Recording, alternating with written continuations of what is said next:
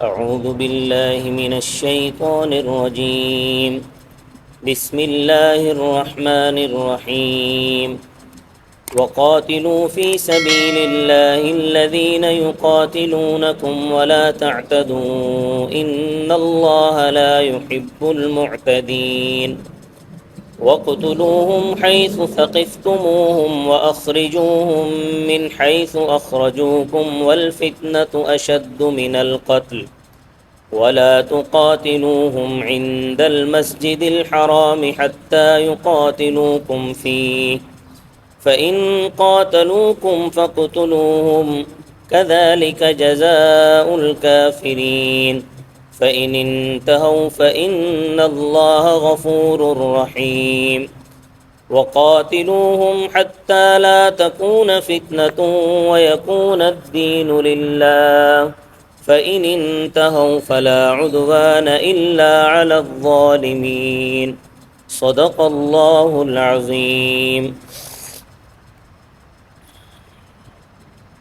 وقاتلوا فی سبیل اللہ، اور لڑو اللہ تعالیٰ کے راستے میں، الذین ان لوگوں سے، یقاتلونکم جو تمہارے ساتھ لڑتے ہیں، ولا تعتدوا اور تم تجاوز نہ کرو، ان اللہ لا يحب المعتدین بے شک اللہ تعالیٰ تجاوز کرنے والوں سے محبت نہیں کرتا.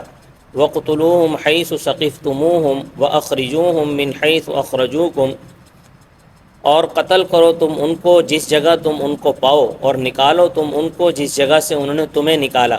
والفتنة اشد من القتل اور فتنہ قتل سے زیادہ سخت ہے. ولا تقاتلوہم عند المسجد الحرام اور نہ لڑو تم ان سے مسجد حرام کے پاس، حتی یقاتلوکم فیہ یہاں تک کہ وہ تم سے لڑیں اس میں. فإن قاتلوکم پس اگر وہ لڑیں تمہارے ساتھ، فاقتلوہم پس تم ان کو قتل کرو. کذالک جزاء الکافرین اسی طرح بدلہ ہے کافروں کا. فإن انتہوا پس اگر وہ کفر و شرک سے باز آ جائیں، فإن اللہ غفور الرحیم پس بے شک اللہ تعالیٰ بخشنے والا مہربان ہے.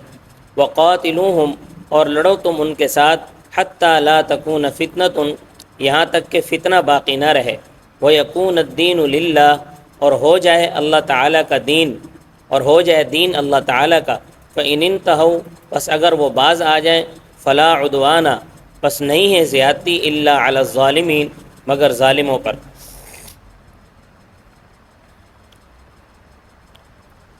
ان آیات میں ایک دوسرا مسئلہ بیان ہوا ہے، وہ یہ ہے کہ ہجرت کے چھٹے سال حضرت صلی اللہ علیہ وسلم کے ساتھ تقریباً 1500 صحابہ اکرام تھے.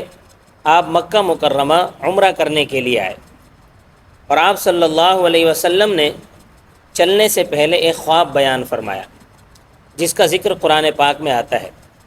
اور وہ خواب یہ تھا کہ آپ صلی اللہ علیہ وسلم نے دیکھا کہ آپ صلی اللہ علیہ وسلم مسجد حرام میں داخل ہوئے ہیں اور بیت اللہ کا طواف کیا، صفا و مروہ کی سعی کی ہے. پھر کچھ لوگ نے سر منڈوا دیے اور کچھ نے بال کتروا لیے. جب حضرت صلی اللہ علیہ وسلم نے اس خواب کا تذکرہ صحابہ کرام کے سامنے فرمایا تو صحابہ کرام بیت اللہ شریف کی محبت میں بے تاب ہو گئے. انہوں نے یہ سمجھا کہ عن قریب بیت اللہ شریف کی زیارت ہمیں نصیب ہوگی اور ہم اسی سال عمرہ کریں گے، کیونکہ حج ابھی فرض نہیں ہوا تھا. اور یہ بات ہے سن 6 ہجری کی. اس وقت عمرہ ہی کیا جاتا تھا. اس سے پہلے مسلمانوں کی لڑائیاں ہو چکی تھی مشرکین مکہ کے ساتھ. غزوہ بدر ہو چکا تھا، خندق ہو چکا تھا، احد ہو چکا تھا. بدر کی لڑائی ہجرت کے دوسرے سال ہوئی تھی، احد کی لڑائی ہجرت کے تیسرے سال ہوئی تھی، اور خندق کی لڑائی ہجرت کے 5ویں سال پیش آئی تھی. اسی غزوہ خندق کو غزوہ احزاب بھی کہتے ہیں، اس لیے کہ مشرکین نے کئی قبائل کو اکٹھا کر کے مدینہ منورہ پر چڑھائی کر دی تھی. جب حضرت صلی اللہ علیہ وسلم اپنے صحابہ کرام کو اپنے ساتھ لے کر عمرے کے لیے روانہ ہوئے اور حدیبیہ کے مقام پر پہنچے تو مشرکین نے وہاں مسلمانوں کو روک لیا اور کہا کہ ہم تمہیں مکہ میں داخل نہیں ہونے دیں گے. حدیبیہ کے مقام پر آپ صلی اللہ علیہ وسلم رکے تھے. حدیبیہ ایک کنویں کا نام ہے، اس کنویں کی وجہ سے اس پورے علاقے کا نام حدیبیہ پڑ گیا. یہ مکہ مکرمہ سے تقریباً 8 یا 9 میل کے فاصلے پر ہے۔ حضرت صلی اللہ علیہ وسلم اپنے صحابہ کرام کے ساتھ حدیبیہ کے مقام پر ٹھہرے اور وہاں سے حضرت عثمان غنی رضی اللہ تعالی عنہ کو نمائندہ بنا کر بھیجا مکہ کی طرف، تاکہ وہ جائیں اور مکہ والوں کو اس بات پر قائل کریں کہ ہم صرف عمرہ کرنے کے لیے آئے ہیں اور ہمارا لڑائی وغیرہ کرنا مقصد نہیں ہے۔ جب حضرت عثمان غنی رضی اللہ تعالیٰ عنہ مکہ پہنچے تو مشرکین نے حضرت عثمان غنی رضی اللہ تعالیٰ عنہ کو روک لیا اور یہ خبر مشہور کرا دی کہ حضرت عثمان شہید ہو گئے ہیں۔ جب حضرت صلی اللہ علیہ وسلم کو یہ خبر ملی تو حضرت صلی اللہ علیہ وسلم نے اپنے صحابہ رضوان اللہ علیہم اجمعین جو آپ کے ساتھ وہاں موجود تھے ان کو درخت کے نیچے ان کے ساتھ آپ صلی اللہ علیہ وسلم نے ان سے بیعت لی، جس کو بیعت رضوان کہتے ہیں۔ اس کا ذکر سورۃ الفتح میں ہے۔ پھر بعد میں معلوم ہوا کہ حضرت عثمان غنی رضی اللہ تعالیٰ عنہ کی شہادت کی خبر غلط تھی۔ وہاں کفار کی جانب سے سہیل بن عمر نے آپ صلی اللہ علیہ وسلم کے ساتھ صلح کی شرائط طے کی اور صلح ہو گئی۔ ان شرائط میں سے ایک شرط یہ تھی کہ ابھی مسلمان واپس چلے جائیں، آئندہ سال آئیں اور آ کر عمرہ کر کے صرف 3 دن مکہ میں رہ سکیں گے، اس کے بعد اور مسلح ہو کر نہیں آئیں گے، اس کے بعد پھر عمرہ کر کے واپس چلے جائیں۔ مسلمانوں کو اس صلح سے وقتی طور پر پریشانی تو ہوئی، مگر حضرت صلی اللہ علیہ وسلم نے مسلمانوں کو تسلی دی اور پھر اس صلح کی وجہ سے آخر کار جو نتائج مسلمانوں کو حاصل ہوئے وہ مسلمانوں کے حق میں بہت ہی بہتر تھے۔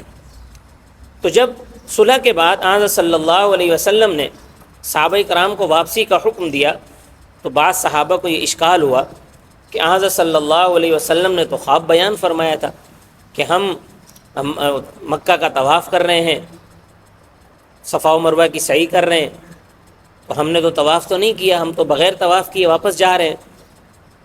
تو جب آپ صلی اللہ علیہ وسلم کے سامنے اس اشکال کا ذکر آیا تو آپ صلی اللہ علیہ وسلم نے فرمایا کہ میں نے یہ کہا تھا کہ ہم اسی سال ہی عمرہ ادا کریں گے، اسی سال ہم مکہ میں داخل ہوں گے اور طواف کریں گے۔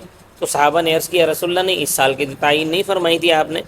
تو آپ صلی اللہ علیہ وسلم نے فرمایا کہ ضرور وہ دن آئے گا کہ جب ہم مکہ میں داخل ہوں گے اور ہم طواف کریں گے مکہ کا۔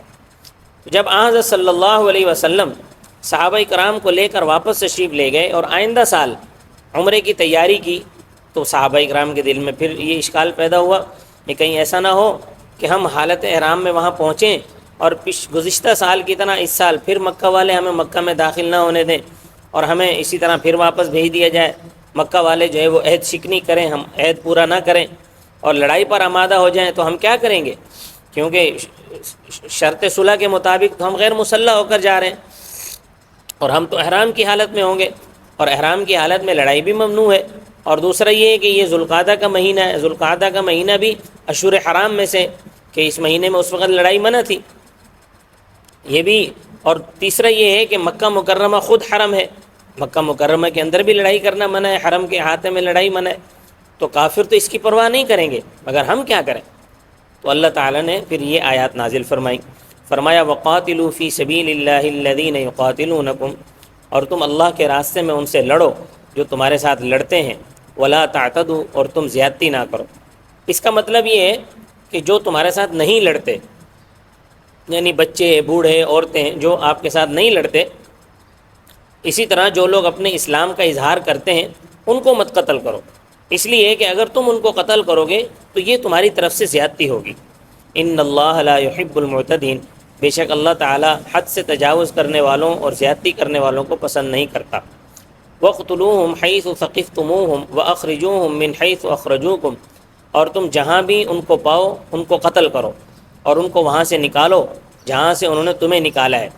اس میں مسلمانوں کے اس اشکال کو رفع کر دیا گیا کہ اگر کفار تمہارے ساتھ کیے گئے معاہدے کی پاسداری نہ کریں اور لڑائی کرنے پر آمادہ ہو جائیں تو تمہیں کوئی فکر نہیں کرنی چاہیے۔